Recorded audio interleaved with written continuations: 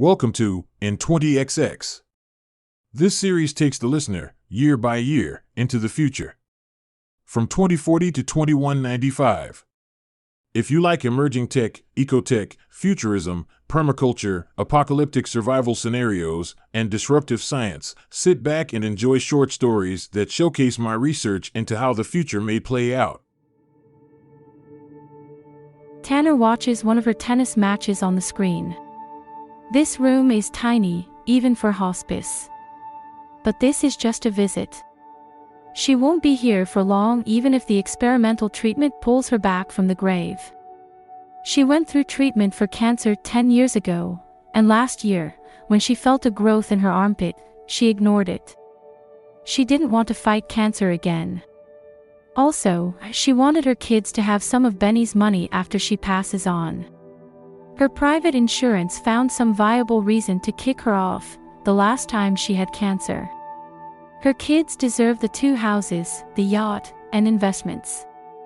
By the time a doctor had a look at her, the cancer had spread throughout her body. She only had weeks to live.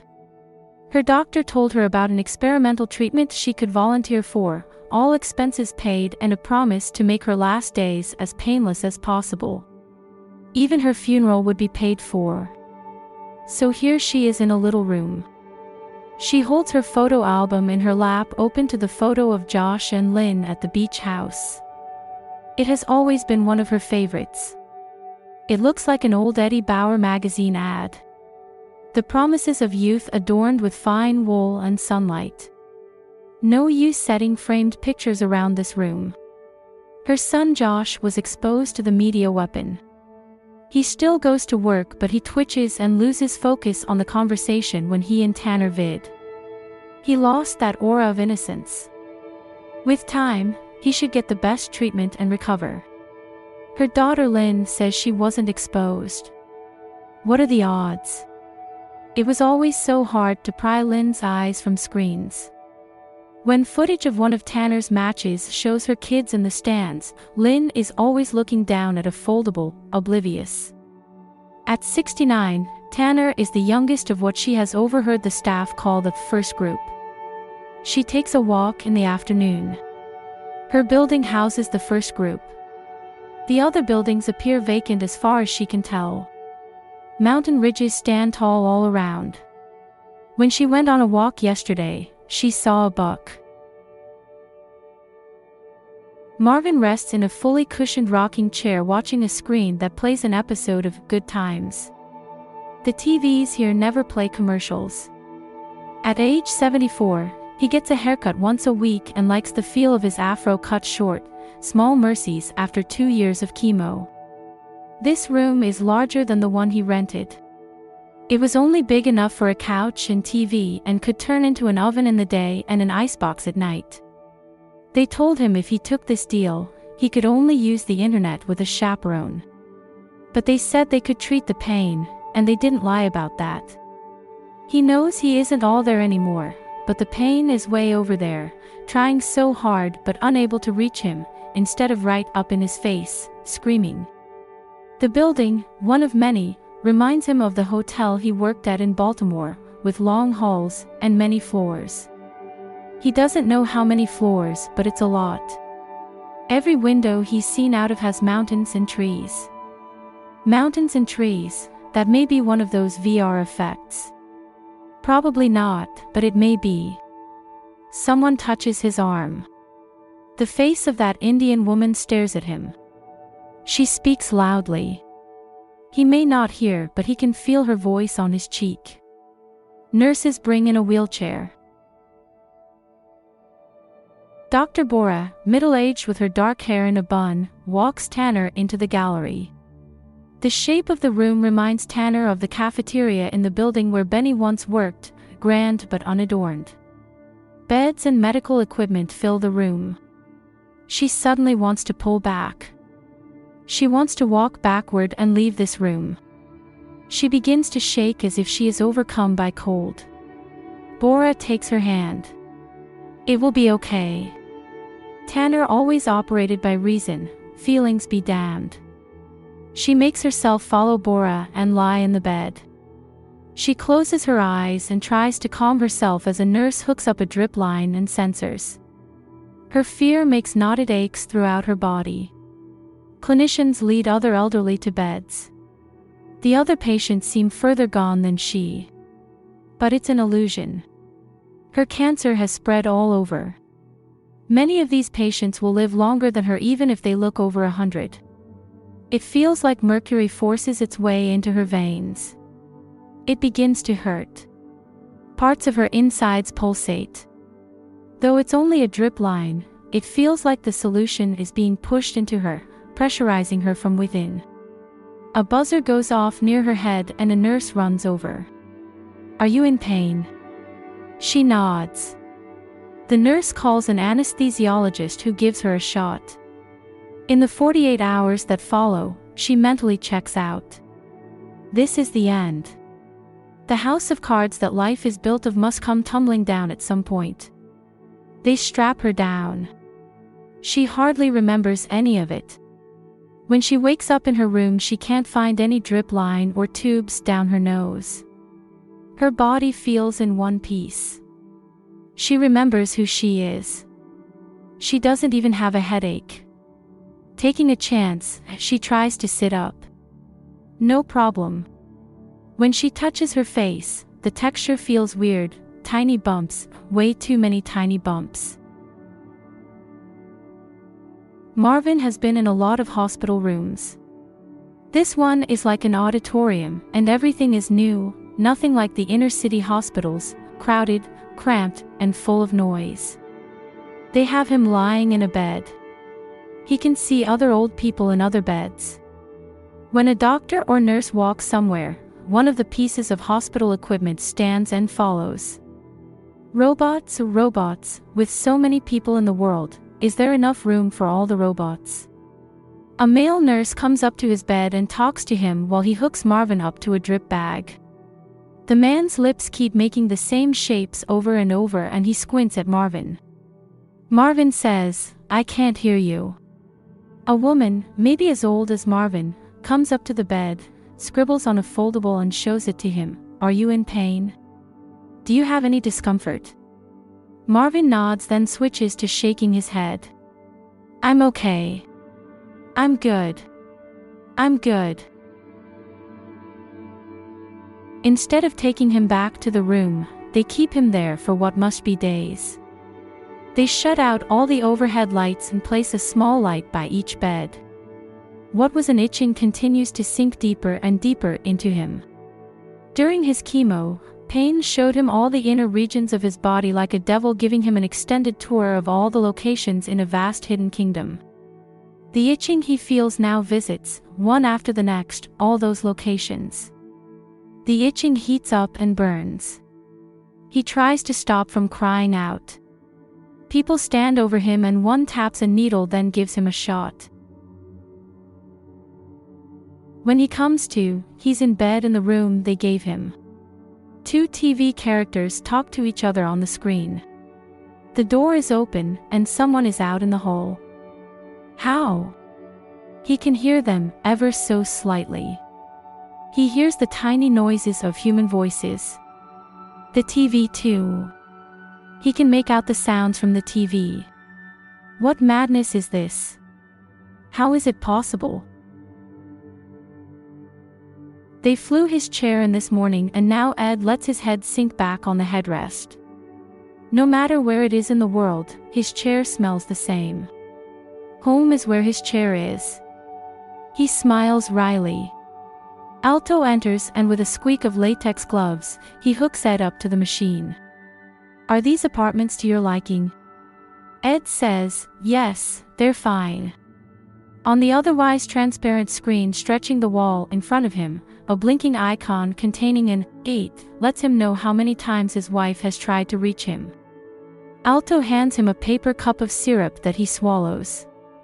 The dull ache in his fingers and toes fades. He says, "News." The TV comes on showing an avatar, his personal news aggregator. It reads his biometrics and learns to limit the kind of news that has bored him in the past. It must know opera does not interest him because when a famous opera singer was gunned down last year, it told him what law enforcement was doing about it and did not give him a history of the artist's life and all that sentimental nonsense that took over non-aggregated news for a few days. If Ed didn't know any better, he would think the aggregator reads his mind or at least snoops on him when it isn't supposed to. It changed its looks a lot when he first started watching it but has settled on an older, stately woman persona. Eye-tracking tech makes its image look 3D. Video clips play next to it as it speaks. The dominant story in national news is the aftermath of the media attacks. An estimated 89,000 Americans die each day, roughly 11 times the normal rate. While suicides are going down, death by drug overdose, starvation, and accidents are going up. Ed looks around the room. The same team that designed his Honolulu retreat did these rooms, he can tell. Another team might have left some mountain stone exposed where the interior had been carved out. The walls here are long strips of bleached wood panels. Groceries are closed. Utilities are spotty in most locations. Emergency services are lacking. There are not enough able people to deal with the bodies. The auto kiosks distributing Pexin have improved things, but people still lack daily essentials. A couple in Minneapolis broke into a pet store and stole 3 rabbits. A journalist who followed them reported the couple cooked the rabbits on a portable grill. In Marfa, Texas, an understaffed police station was broken into, and all its confiscated drugs, guns, and money were stolen. Alto leaves the room. In comes a standalone carrying a lunch tray. This is one of the new models. As tall as a human, its center of gravity sits much lower, about where the knees would be on a human. A lot of standalones are made to do one thing. Ed can imagine this robot tiling a floor, baking a cake, and bathing an elderly person all on the same day. It fits the tray onto the holder on Ed's chair and then leaves. Of course, it's the software that counts. Good software can turn a common household toy into a cutting-edge robot. A terrorist organization called the Tucker Group has taken over the city of Hoxie, Kansas. The white supremacists have chased 10% of the population out of town. They have taken over the police department and the town hall. The salad is tasty. Ed heard that as more produce is grown by aeroponics, some chefs filter rainwater through soil and misted it on the plants to add land-grown flavoring. The tiny hint of soil makes Ed suspect his chef has been doing just that. It does taste good in a nostalgic way, but would younger generations associate the flavor with plants warmed by the sun and the long days of summer? Most businesses are closed, but one kind of business may never open again: the local bank and even bank machines that can be found in most grocery stores. The long-disputed Fed wallet will start rolling out its services. Ed stops chewing and knocks the tray, causing gravy to spill off the plate. He stares wildly at the screen.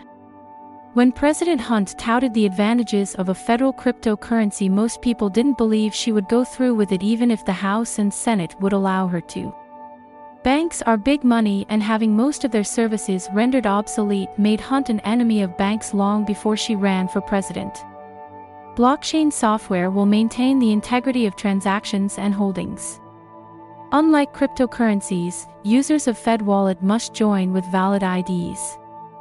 Using money for illegal purposes will easily be traced. Those who join can opt for smart tax withholding, so they won't need to file taxes. Alto runs in and pulls Ed back in the chair. Ed's face burns almost purple. Veins stand out on his neck.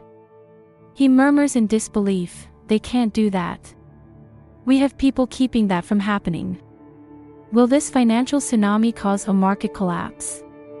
AI that will scan the new blockchain for signs of money laundering, tax evasion, and identity theft worry law-abiding citizens who see their privacy compromised." This new program includes a suite of financial services: mortgages, loans, retirement, rents, investing. If Ed ever looked at Alto, he might notice the look of deep satisfaction on Alto's face. Bora looks over a foldable her colleague holds out for her. He looks like a good candidate. Send this to admissions. She signs with her finger and the colleague shuffles away. Turning, she sees Ed standing by her office door. She nods to him and begins walking toward him. "Mr. Cruz, how nice to finally meet you face to face." He bows. "Doctor," she says, "I can give you a tour now if you like." "Sounds good to me. You've had trouble with the Russian media attack." She leads him down the hall. "Yes. Most of our staff have gone on leave. We've recruited new staff from near and far. In my free time, I watch shows in Hindi, not popular American TV, so I was spared. It does help that this facility is so far from any city or town. Everyone here is in media isolation now." He says, "Good." She opens the door for him into a lab where rows of automated equipment inject tiny samples into tiny receptacles. What your medical scout thought was a cancer is, in fact, a virus. She taps on a screen attached to a van-sized machine made of small, stainless steel parts. The screen lights up. "Here is the virus, the way it was when we got it." Ed snorts and leans closer. "Okay." Bora swipes to show the next picture. When the virus infects a cell, it causes it to build a new cell within itself. The original cell destroys itself in the process. The new cell breaks out of the remains. The new cell operates like the original with the exception that it also produced copies of the virus. Once infecting an organism, the virus spreads rapidly. That's why the people that found this thought it was cancer. Ed says, "And the new cells are young." Bora says, "Yes and no. Deficiencies that the original acquired over time can carry over into the new cell." Ed gazes down at her. "My scout said this is the next CRISPR." Bora can't help but bounce with enthusiasm. "Yes, exactly. It has brought us halfway there." She swipes on the screen. "We are working on a variant that we hope can hard edit the genes of a grown adult. Gene therapy is either temporary or we need to edit the genes of an embryo to make the changes last." Ed smiles faintly. "Which is illegal." Bora says, "Yes, most certainly, and for good reason." Ed says, "I was told you already started testing." Bora swallows hard. "Yes, we've got 20 people in your hospice center, and we started a series of injections that should take a few weeks to complete." Ed wrinkles his nose. "I'd like to see them." Bora shakes her head. "Oh. Yes. I can. We can go to the observation center." Ed says, "I've already been there. I'd like to visit the cabins." Ed can tell Bora is unsure and worried as she leads him down the hall of the 5th floor but turns around and heads back to the elevator and down the hall of the 4th floor. She swipes through profile after profile on her tablet. "This one is ready, I believe." She taps her knuckles on the door. "It's open," a gravelly voice says with a black accent. She pushes the door open, and she and Ed enter. Marvin sits on the edge of his bed. A couple of shoe boxes on the bed contain stones, and stones of all different shapes and colors are laid out on the bed. Bora says, "Marvin, do you remember me?" "Yes, I do." She says, "What are those?" Marvin says, "I collect rocks. These aren't all my rocks, but some of my favorites." Bora smiles approval. "Oh wow. Marvin, this is Ed Cruz. He founded this facility." Marvin gets a strong feeling of recognition, but he has no memory of the weird-looking white guy leaning over like a branch in the wind. "Nice to meet you." Ed watches Marvin. Bora clasps her hands and Marvin slowly puts the igneous rock he was holding on the bed. Ed steps around to look at Marvin from a different angle. Bora says, Marvin here is 74 years old. Ed says, really? Yes. Marvin says, I know it looks bad. A couple of days ago my cancer cropped up everywhere. It's not comfortable, but did you know I got my hearing back? Most of it. Marvin's flesh looks like it has curdled on a minute scale. The cauliflower texture covers him, even his lips and eyelids. Ed says, I would have guessed that he's in his 60s. Bora nods vigorously. Yes. Bora brings Ed to Tanner's room. Inside, Tanner vids with her daughter. On the screen, the daughter looks like a dorkier version of what Tanner looked like when she was young. Tanner looks over at them. Dear, I have company, I'll have to call back. The chaperone, a guy who could pass as a high school student, nods to Bora then leaves. Ed says, you know we can get software to watch for any data breaches. Bora says, yes, but I feel having chaperones remind the older volunteers not to talk about the project. Ed says, I suppose. Tanner smiles at Ed, Mr. Cruz, I never dreamed I'd meet you in person. Ed bows. Ms. Clemens, my mother is a huge fan. I remember seeing some of your matches on TV when I was a kid. Bora says. And how are you feeling? Tanner places her hands on her legs. I feel better. I can't believe I'm saying it. The lump under here has shrunk. She places a hand under her arm. Bora says. Does the skin texture bother you? Tanner says, it feels somewhat uncomfortable. Please understand that I'm deep in the woods already. Overall, the discomfort has lessened. I asked for a reduction in painkillers. Ed cuts in. Why? Tanner says, why ask for less painkillers? Ed says, yes. Tanner says, I like having my wits about me if I can. Bora introduces Ed to 7 other patients, each given the same treatment. 20 patients show signs of textured flesh and reverse aging.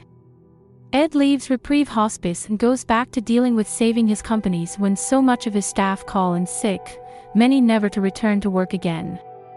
He tries to reduce the loss caused by failing banks and the first time in history that Uncle Sam won't save them.